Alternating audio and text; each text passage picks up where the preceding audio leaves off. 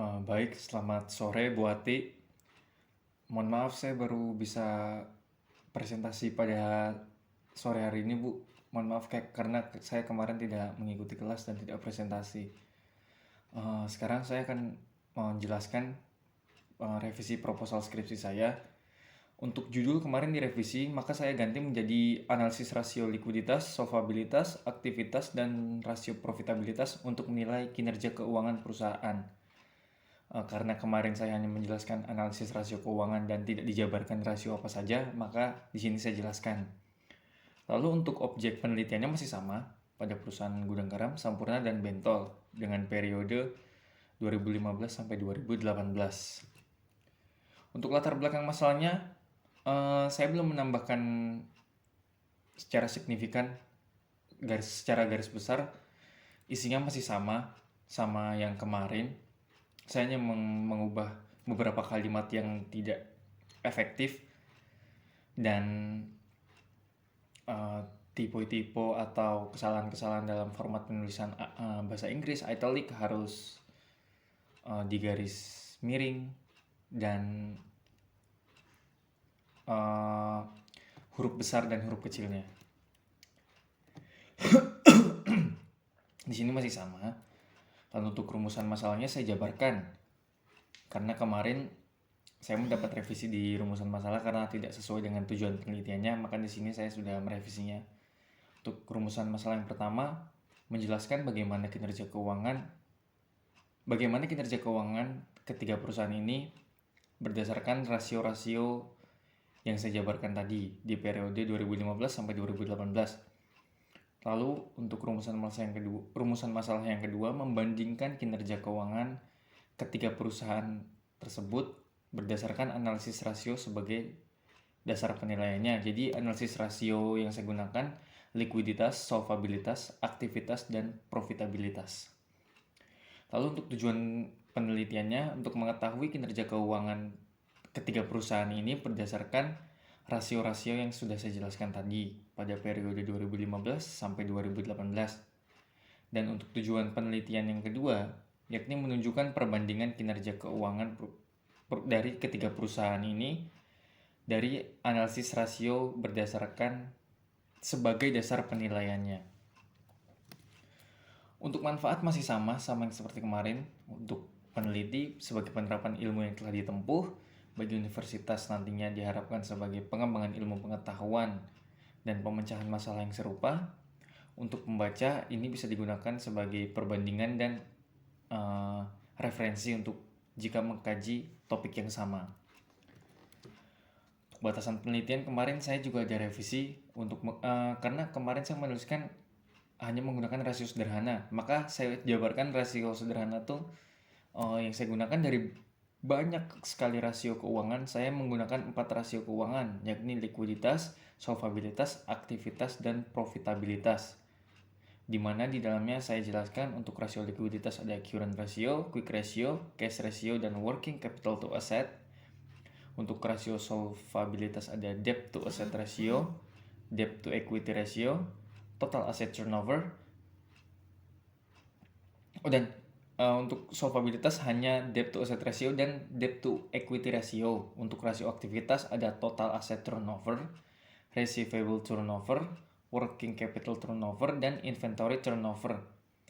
Lalu untuk rasio profitabilitas ada profit margin, return on investment, dan return on equity. Lalu untuk tinjauan pustaka kemarin saya belum menambahkan Bu, mohon maaf karena terkendala banyak juga sih Bu tugas kuliah. Jadi mohon maaf Bu, saya belum sempat menambahkan untuk tinjauan pustaka. Mungkin nanti kedepannya saya akan menambahkan lagi dengan beberapa kajian-kajian dari buku yang ada di perpustakaan. Nanti saya coba cari lagi Bu. Mohon maaf karena ini tinjauan pustakanya sebenarnya masih sama sih Bu sama yang kemarin. Saya hanya merevisi bagian salah-salah seperti huruf besar, typo, dan bahasa Inggris harus dikasih italic. Seperti itu sih Bu. Terus untuk metode penelitian ini juga masih sama yang seperti kemarin.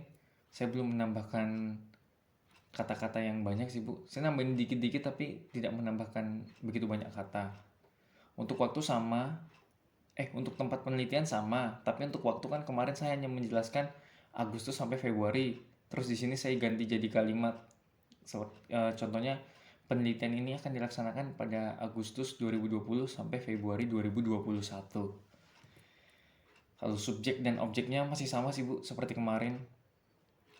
Saya belum menambahkan kalimat-kalimat karena saya rasa ini udah cukup sih Bu. Terus datanya masih sama, teknik pengumpulannya saya tambahkan. Kayaknya kemarin saya hanya menulis dokumentasi, terus di sini saya tambahkan studi pustaka Bu untuk mencari kajian-kajian dari buku yang menunjang pembuatan skripsi saya. Seperti itu Bu. Lalu untuk populasi dan sampel masih sama sih Bu. Nah di sini variabel penelitiannya sebenarnya kemarin saya hanya mengisi variabelnya apa-apa aja, cuman di sini saya jabarkan lagi menjadi kalimat di mana variabel independen yang digunakan adalah rasio likuiditas, rasio solvabilitas, rasio aktivitas, dan profitabilitas. Untuk variabel dependennya yang saya gunakan adalah kinerja keuangan perusahaan. Mungkin besok akan saya tambahkan. Jadi sebelum menjabarkan variabel-variabel ini, saya akan jelaskan variabel independen ini apa, lalu saya akan menjelaskan variabel yang saya gunakan baru ini. Seperti itu juga Bu untuk variabel dependennya. Lalu untuk model penelitiannya sebenarnya masih sama kemarin, cuma hanya saya tambahkan ilustrasinya untuk membuat gambarannya sih Bu, biar mudah dipahami juga. Jadi seperti ini gambarannya. Untuk variabel independennya saya ada 4 variabel independen dengan 1 variabel dependen, di mana variabel independennya ada rasio likuiditas, rasio solvabilitas, rasio aktivitas, dan rasio profitabilitas. Sedangkan untuk variabel dependennya ada kinerja keuangan perusahaan. Untuk teknik analisis datanya sudah saya revisi Bu kemarin, karena saya kurang referensi sih Bu. Jadi kemarin sudah saya ubah, tapi beberapa belum lengkap. Jadi masih hanya 1 paragraf atau 2 paragraf. Mungkin besok akan saya lengkapi lagi Bu. Di sini teknik analisis data yang saya lakukan ada analisis statistik deskriptif, uji asumsi klasik, analisis regresi linier, pengujian hipotesis, dan pengujian koefisien determinasi. Baik, seperti itu Bu untuk presentasi revisi proposal saya. Saya mohon maaf sekali lagi Bu, karena kemarin tidak bisa hadir dalam kelas. Saya mohon maaf yang sebesar-besarnya. Lain kali saya usahakan Bu untuk mengikuti kelas. Begitu Bu. Terima kasih atas kesempatan yang diberikan untuk saya membuat video presentasi ini. Tetap ini Bu, jaga kesehatan Bu. Semoga kita semua sehat dan semuanya lancar. Terima kasih Bu.